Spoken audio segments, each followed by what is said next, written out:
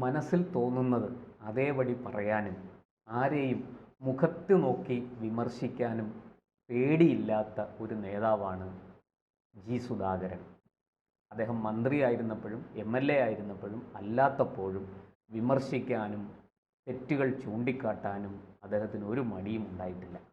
ഇപ്പോഴിതാ അദ്ദേഹം പൊതുമരാമത്ത് വകുപ്പിനെയും വകുപ്പ് മന്ത്രിയെയും വിമർശിച്ച് രംഗത്തെത്തിയിരിക്കുകയാണ്. വകുപ്പിൻ്റെയും മന്ത്രിയുടെയും പ്രവർത്തനം ഒട്ടും തൃപ്തികരമല്ലെന്നാണ് ജി സുധാകരൻ പറയുന്നത്. എന്താണ് സാർ? അതെ, അതിനൊരു പ്രത്യേക ആർജവം തന്നെ വേണം. സുധാകരൻ ഇപ്പോൾ ആരെയും ഭയമൊന്നുമില്ല. നേരത്തെ പറഞ്ഞതുപോലെ ഭരിച്ചുകൊണ്ടിരിക്കുന്ന സമയത്തും വിമർശിക്കേണ്ടവരെ വിമർശിക്കും. MLA ആയിരുന്നപ്പോഴും ഇപ്പോൾ അദ്ദേഹം നമുക്കറിയാമല്ലോ, പാർട്ടിയിൽ പ്രത്യേക സ്ഥാനമാനങ്ങളൊന്നുമില്ല. 2021 തെരഞ്ഞെടുപ്പിൽ അദ്ദേഹത്തെ മാറ്റി നിർത്തി, മത്സരരംഗത്ത് ജില്ലാ കമ്മിറ്റിയിൽ നിന്ന് പോലും തരം താഴ്ത്തി കളഞ്ഞു. അമ്പലപ്പുഴയിൽ പിന്നെ സലാമിന് വേണ്ടി പ്രവർത്തിച്ചില്ല എന്നൊക്കെ പറഞ്ഞ് തോൽപ്പിക്കാൻ ശ്രമിച്ചു എന്നൊക്കെയാണ് ആക്ഷേപം അദ്ദേഹത്തിന്. അന്വേഷണ കമ്മീഷനെയൊക്കെ വെച്ചു. എളമരം കരീമായിരുന്നു എൻ്റെ അന്വേഷണ കമ്മീഷൻ. എളമരം കരീം സുധാകരനെ കണ്ടതേയില്ല, സുധാകരൻ്റെ ഒരു അഭിപ്രായം പോലും എടുത്തില്ല.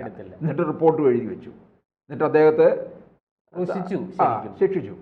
പക്ഷേ എന്തുവാ, സുധാകരൻ ഇപ്പോഴും സുധാകരൻ തന്നെ സജീവമായിട്ട് കേരള പൊതുമണ്ഡലത്തിൽ നിൽക്കുകയും ചെയ്യുന്നു. സാർ, അദ്ദേഹം ഒന്ന് വാതുറക്കണേ എന്ന് പ്രാർത്ഥിച്ചിരിക്കുകയാണ് മാധ്യമങ്ങൾ. കാരണം അദ്ദേഹം വാതുറന്നാൽ അത് വലിയ വാർത്തയാണ്, അത് വലിയ വിവാദമാകും, അത് പാർട്ടിക്കെതിരെയുള്ള ഏറ്റവും വലിയ ആയുധമായി മാറുമെന്ന് മാധ്യമങ്ങൾക്കെല്ലാം അറിയാം. അതുകൊണ്ട് സുധാകരൻ വിളിക്കുന്നു എന്ന് പറഞ്ഞാൽ മാധ്യമങ്ങൾ ആ നിമിഷം മൈക്കുമായിട്ട് ചാടി വരും. നല്ല എനർജറ്റിക് ആണ് കേട്ടോ സംസാരിക്കുന്നതിലും ഒക്കെ. അദ്ദേഹം ഇപ്പോൾ കർക്കിടക മാസത്തില് രാമായണം ഞാൻ പറയാൻ തുടങ്ങുന്നത് പുറത്തു വന്നല്ലോ. ചിലപ്പോൾ അത് നല്ല സുന്ദരമായിട്ട് വായിക്കും രാമായണം വായിക്കുന്നു എന്ന് പറഞ്ഞാൽ അതിന് സംഖ്യയാക്കും. അതൊന്നും അദ്ദേഹത്തിനൊരു പ്രശ്നമല്ല. പക്ഷേ ഒരു കാര്യം ഞാൻ പറയാം സാർ, BJPയിലെ ഏതെങ്കിലും ഒരു നേതാവ് ഇത്ര മനോഹരമായിട്ട്, ഞാൻ പറയുന്നത് BJPയിലാണ് കേട്ടോ, RSSലെയോ ക്ഷേത്ര സംരക്ഷണ സമിതിയിലെയോ ഹിന്ദു ഐക്യവേദിയിലെയോ ഒന്നുമല്ല, വിശ്വഹിന്ദു പരിഷത്തിലല്ല, പക്ഷെ BJPയിലെ ഏതെങ്കിലും ഒരു രാഷ്ട്രീയ നേതാവ് ഇത്ര മനോഹരമായിട്ട് രാമായണം വായിക്കുമെന്ന് എനിക്ക് തോന്നുന്നില്ല. ആകെ ഒരു സാധ്യത ഞാൻ കാണുന്നത്, കുറച്ചെങ്കിലും അതിന് കഴിയുന്നത് ശോഭാ സുരേന്ദ്രന് മാത്രമാണെന്ന് എനിക്ക് തോന്നുന്നു. കറക്റ്റാണ്. അല്ലേ, രാമായണം വായിക്കുന്നത് ഇദ്ദേഹത്തിൻ്റെ ഒരു കവിത്വം കൂടിയുണ്ടല്ലോ. അല്ല, നല്ല നല്ല അറിവുള്ള ആളാണ്. കവിത എഴുതുന്നവരൊക്കെ എപ്പോഴും രാമായണം വായിക്കും, കാരണം ഒരുപാട് പദസമ്പത്തുള്ളതാണ്. അതുകൊണ്ടാണ് അദ്ദേഹത്തിൻ്റെ വാഗ്ധോരണി അങ്ങനെയല്ലേ. ഇപ്പോൾ നോക്കിക്കേ, അദ്ദേഹത്തിന് എപ്പോഴും ഈ 2021 തെരഞ്ഞെടുപ്പ് രംഗത്ത് നിന്ന് മാറി നിന്നതിന് ശേഷം അദ്ദേഹം CPMനെ വിമർശിക്കേണ്ടടുത്ത് വിമർശിക്കും, സംഘടനാ സംവിധാനത്തെ വിമർശിക്കും, ഭരണപരമായ കാര്യങ്ങളിൽ വിമർശനമുണ്ടാകും, വീഴ്ചകൾ ചൂണ്ടിക്കാണിക്കും. പാർട്ടിയിൽ എന്ത് പ്രശ്നമുണ്ടായാലും ആ വീഴ്ചകളൊക്കെ തന്നെ അദ്ദേഹം എടുത്തു പറയാറുണ്ട്. ഇപ്പം സമീപ സമയത്ത് VSന്റെ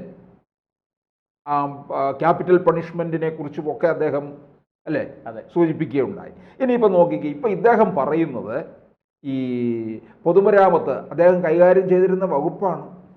അതിപ്പോൾ 2021 മുതൽ റിയാസിലാണ്.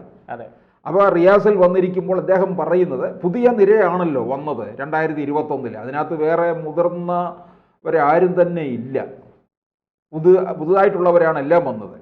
അപ്പോൾ പിന്നെ ശരാശരിക്ക് മുകളിൽ പോലും ഇവരുടെ പ്രകടനം നടത്തുന്നില്ല എന്നാണ് സുധാകരൻ പറയുന്നത്.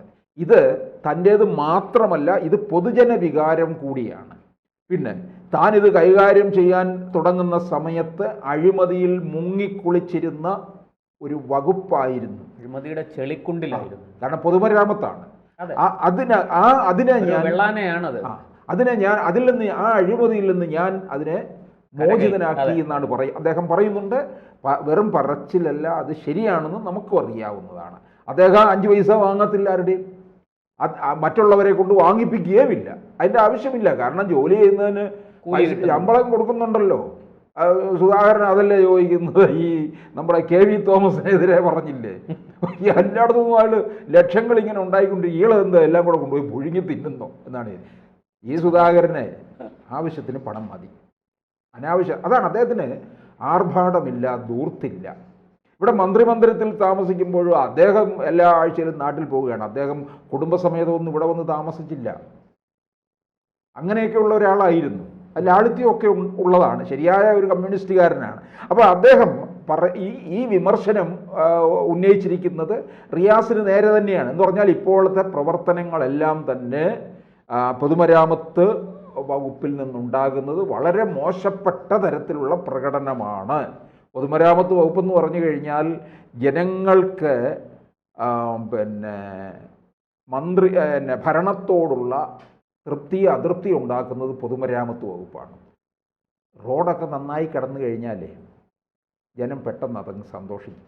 അതെ, നശിച്ചു കിടക്കുന്ന റോഡിലൂടെ നമ്മൾ ഓരോ തവണ വണ്ടി ഓടിച്ചു പോകുമ്പോഴും ഈ മന്ത്രിയെയും ഉദ്യോഗസ്ഥന്മാരെയും ജനം ശപിക്കും. എന്ത് ഭരണമാണെന്ന് നമ്മൾ പറയും. റോഡൊക്കെ നല്ല ഭംഗിയായിട്ട് കിടക്കുമ്പോഴുണ്ടല്ലോ, അതാണ് ഞാൻ ആക്സിഡന്റും കുറവാണ് സാർ. ആണോ? ഞാൻ ഈ പാല, തൊടുപുഴ, ഇങ്ങനെയുള്ള പൂഞ്ഞാറ് അവിടെയൊക്കെ ശ്രദ്ധിച്ചിട്ടുണ്ടോ? റോഡ് നല്ല റോഡാണ്, ആക്സിഡന്റും കുറവാണ്. അവിടുത്തെ MLA-മാരുടെ കഴിവ് കൂടിയാണ്. ആരാ? നമ്മുടെ ഇപ്പൊ കെ മാണി ഇപ്പൊ ഇല്ല, എന്നാലും കെ മാണി ഉള്ള കാലം PJ Joseph, KM Mani, PC George, അവരുടെ നാട്ടിൽ കാര്യങ്ങളെല്ലാം ചെയ്യും. അതാണ്. അപ്പോൾ അതിൽ ജനം തൃപ്തരാണ്. ഇത് പൊതുജനത്തെ ബാധിക്കുന്ന കാര്യമാണ്. ഇതുപോലെയാണ് പൊതുജന ആരോഗ്യവും. ആരോഗ്യത്തിൽ വീഴ്ച സംഭവിച്ചത് സർക്കാരിന് തിരിച്ചടി ഉണ്ടാക്കാൻ പോവുകയാണ്. ഇതുപോലെ തന്നെയാണ് പൊതുമരാമത്ത് വകുപ്പിലും. ടൂറിസം വകുപ്പ് ഉണ്ട് റിയാസിന്, ടൂറിസം മാറ്റി നിർത്താൻ. ഇതാണ് ഇവിടുത്തെ പ്രശ്നം. പൊതുമരാമത്ത് വകുപ്പാണ് പ്രധാനം. ടൂറിസവും നന്നാകണമെന്നുണ്ടെങ്കിൽ ഇവിടുത്തെ റോഡുകളും നന്നാകണം. അത് വേറെ കാര്യം. വരുന്ന ടൂറിസ്റ്റുകൾ അത് സാറേ, ആ നിയമസഭയിൽ PK കുഞ്ഞാലിക്കുട്ടി സാഹിബ് പറഞ്ഞത് ഓർക്കുന്നുണ്ടല്ലോ. നിങ്ങൾ ഈ റോഡൊക്കെ നിങ്ങളുടേതാണെന്ന് പറയുന്നു. ആ മഞ്ചേശ്വരത്ത് ആരംഭിച്ച് പാറശാല കഴിഞ്ഞ് അതങ്ങ് മഹാരാഷ്ട്രയിൽ നിന്നേ വരുന്ന റോഡാണ്. അത് കർണാടകയും കടന്ന് മഞ്ചേശ്വരത്ത് കയറി അവിടെ നിന്ന് ഇങ്ങനെ വന്ന് നിങ്ങളിപ്പോൾ പറയുന്നുണ്ടല്ലോ നിങ്ങൾ നിർമ്മിക്കുന്ന റോഡാണ്. ഈ പാറശാല കഴിഞ്ഞു ആ റോഡ് പോകുന്നുണ്ട്, അതും നിർമ്മിക്കുന്നത് നിങ്ങളാണോ എന്നാണ് ചോദിച്ചത്. അതെ, നിയമസഭയിൽ. അത് കുഞ്ഞാലിക്കുട്ടിക്ക് ചോദിക്കാൻ.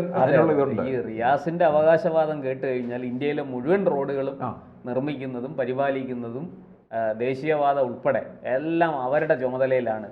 ഇനി പിണറായി വിജയനാണ് ഇന്ത്യൻ പ്രധാനമന്ത്രി എന്ന് കൂടിയേ റിയാസ് പറയാൻ ബാക്കിയുള്ള. റിയാസിന്റെ അവകാശവാദം കേട്ട് കഴിഞ്ഞാൽ തോന്നുന്നു ഈ റോഡ് കണ്ടുപിടിച്ചത് തന്നെ ഇദ്ദേഹം മരാമത്ത് വകുപ്പ് മന്ത്രി ആയിരുന്നപ്പോഴാണെന്നുള്ള മട്ടിലാണ്.